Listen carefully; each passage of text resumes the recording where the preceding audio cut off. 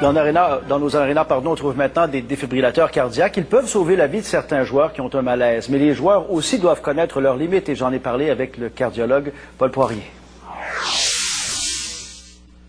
Mes invités, Robert Gagnon et le cardiologue Paul Poirier. On est dans un aréna. Paul, il y a des ligues de garage, c'est commencé. Est-ce que c'est fréquent, les infarctus chez les joueurs? Ah oui, on en a des joueurs qui font de l'angine ou un infarctus, un événement cardiaque, là, 1 à tous les 2 semaines. Ça veut dire quoi? Vous en traitez combien par année? L'automne, quand ça commence, du mois d'août jusqu'au mois de décembre, là, on a une vingtaine.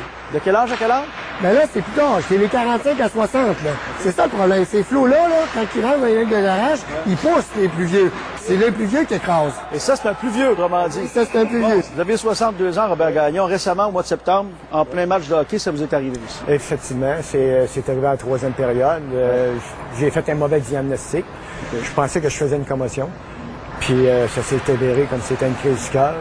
Puis dans la chambre des joueurs, j'avais des médecins, il y avait des intervenants. Il y avait 3 médecins qui jouent avec vous, qui vous ont dit que tu devrais aller à l'hôpital. Ils m'ont conseillé fortement d'aller à l'hôpital.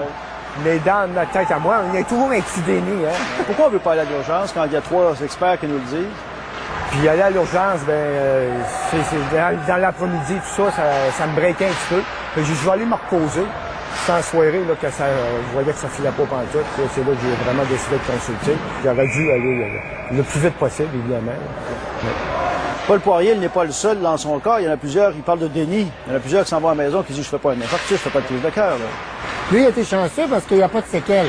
Il est arrivé à l'hôpital Laval, puis une fois qu'il est arrivé à l'hôpital Laval, là, c'est comme vite, là. Tu sais, pas le temps de dire son nom, puis envoyer en haut, puis on débouche. Mais il y a des gens qui meurent subitement. Où il y a des gens qui ont des grosses séquelles, puis là, leur vie est handicapée pour le restant. Alors lui, monsieur là, Gagnon, on le retourne au jeu dans pas longtemps. Il a 62 ans, il joue avec des gars de bon calibre. Il veut continuer de jouer, la population est vieillissante. On fait quoi si on veut continuer de faire ça? Il faut aller en prévention, passer un tapis roulant? Absolument. Ça dépend de quel genre de niveau vous jouez. Lui, ce monsieur-là, il joue dans les ligues de garage avec des anciens du junior majeur, des anciens de la Ligue nationale. Ça pousse, ça va vite. Alors lui qui va pout-pout, c'est pas la même game. Alors, c'est l'ego qu'il faut contrôler. C'est les gens qui se contrôlent pas et qui poussent la machine. Eux autres, des symptômes, même s'ils pensent que c'est pas ça, là, ils devraient arrêter, aller s'asseoir sur le banc et aller consulter. Est-ce qu'il peut recommencer à jouer dans quelques semaines? Il faut qu'il retourne, je dirais, quelques semaines avec un gros S. Okay. Parce que là, il y a des médicaments qu'il n'y avait pas avant. Il sort de l'hôpital avec 6 pilules. Il n'y en avait pas avant. Fait que là, il faut qu'il se réadapte. Il faut qu'il se redonne confiance en lui. Il faut que les autres aient confiance en lui. Parce que quand les 3 docteurs vont le voir dans la chambre des joueurs, là, il va dire « Fais pas ça, Robert, fais pas ça, fais pas ça. » Puis lui, là, il va vouloir jouer au hockey. Là. Vous avez hâte de recommencer?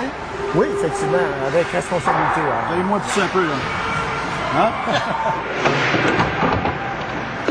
Docteur Poirier, sur 10 joueurs de hockey que vous avez traités, que vous retournez au jeu, il y en a combien qui meurent en jouant au hockey? Il n'y en a plus, là. 0 sur 10, ils ont été réparés, ils prennent des pilules, ils sont protégés. C'est 1 sur 1000 au maximum. Demain, on termine avec votre marche. Ça se poursuit, la marche du Doc, demain matin? Oui, la marche Doc au 1599 sur le chemin Saint-Louis. La rue Saint-Louis, pour être plus précis, c'est une marche hantée. C'est l'Halloween. Antoine Delage, la pneumo va être là. Soyez-y. Merci, M. Gagnon, pour votre témoignage. Merci.